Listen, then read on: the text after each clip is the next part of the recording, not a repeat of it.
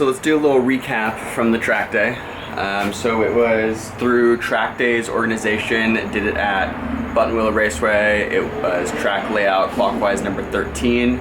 I was signed up for B group because originally I was going to run street tires. So originally I was going to run the Bridgestone S22s that I had put on the bike, but I came across a really good deal for some used slicks and tire warmers. So I ended up picking up the slicks and running the slicks. These are Dunlop. Let's show the deets here. So these are Dunlops. It was a 260/17. It was the Entech KR451 and the 0455 compound on the rear. And then the front was the KR448 in the 2662 compound. So I was able to get the used slicks and the warmers for a really good deal, and I already had a generator. So I ran warmers. I used to run warmers on my track bike. I really almost can't even imagine doing a track day without running tires that need warmers, you know, unless your pace is like C group or lower B group. Anything above that, and it almost starts to feel maybe like a liability because these things are so sticky and give you such good grip. So I started the day in B group, did a couple sessions in B group.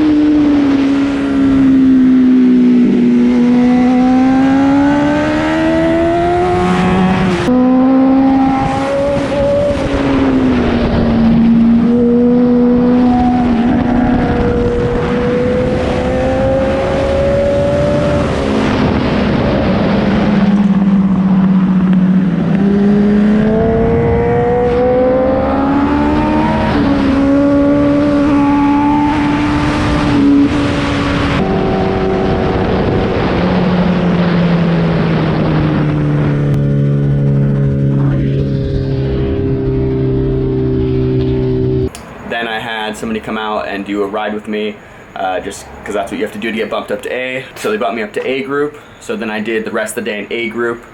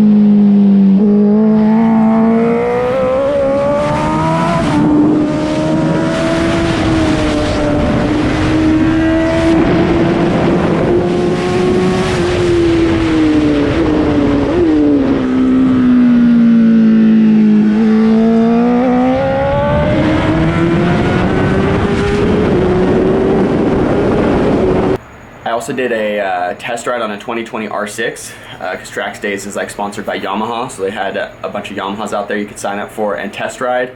That was like all right because it's like a lead follow experience, and it's on Q3s that are like cold, and I just came off the track on hot slicks, so it took some adjusting to get used to it. It felt pretty sketchy. Plus it's just weird getting used to a bike that, you know, you're just hopping on, you know, brake levers in different location, clutches, gauges in a different location, seat, bars feel really thin because it had thin grips. The quick shifter and auto blipper weren't working, which was a real bummer because I was excited about that. I've never ridden a bike with those things.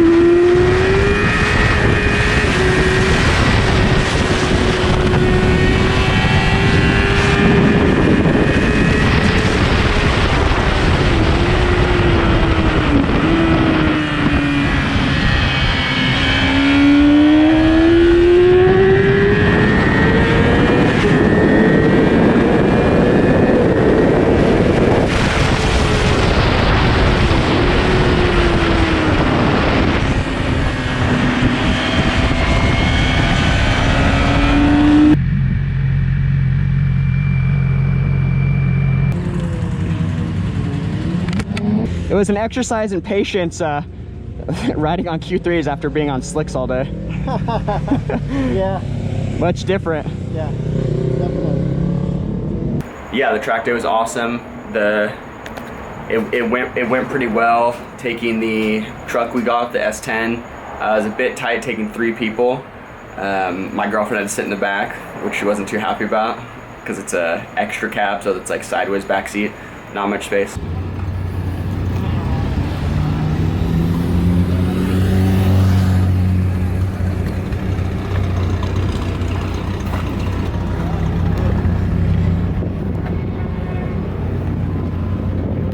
So this bike performed incredibly well. Really felt pretty similar to my R6 track bike I had. Obviously had a lot more power, being a leader bike, which was awesome. Grip wise, had a ton of grip with slicks, 200 section. I've never run a 200 section because I was on the 600 before. Plenty of power. Handling felt incredible. Brakes felt really good at the beginning. This thing has stock rubber lines. So I definitely was getting a lot of, I mean, I guess brake fade, but it never got to the point where I didn't have the brakes when I needed them. It just, the lever would come closer and closer to the bar. So I mean, it would get a bit dicey feeling as it would come really close in to brake really hard, but they never failed. I had bled them, put full race fluid in it, and fully bled them, and I bled them once at the track just to like freshen it up. I didn't fully bleed them, I just bled them a little bit. So that was like the biggest downside, which I knew about, but it really wasn't that bad. But I probably was compensating on corner entry and braking zones because I knew I didn't have, you know, the most optimal performing brakes. But besides that, this thing really felt great. I mean, I didn't really notice the weight much more than the 600. You do a little bit, like flickability back and forth. It doesn't feel as light, but it almost feels nicer because it feels more stable and it feels more planted. The R6 that I had, and I'm assuming other 600s, just are so light that it feels like you can flick them so fast.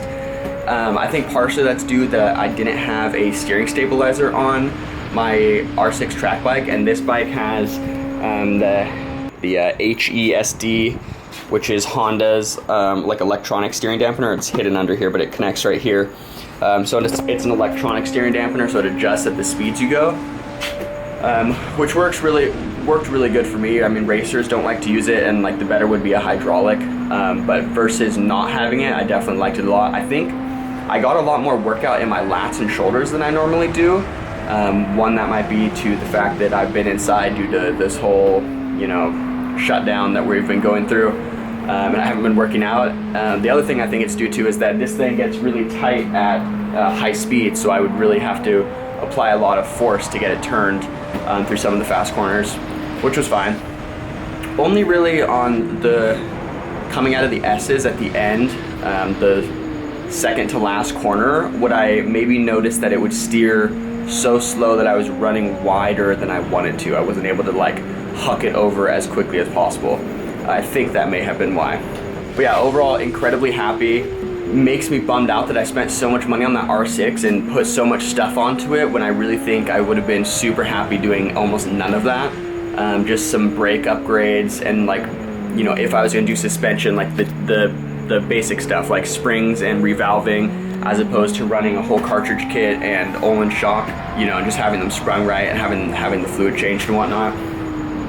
So yeah, this thing did great.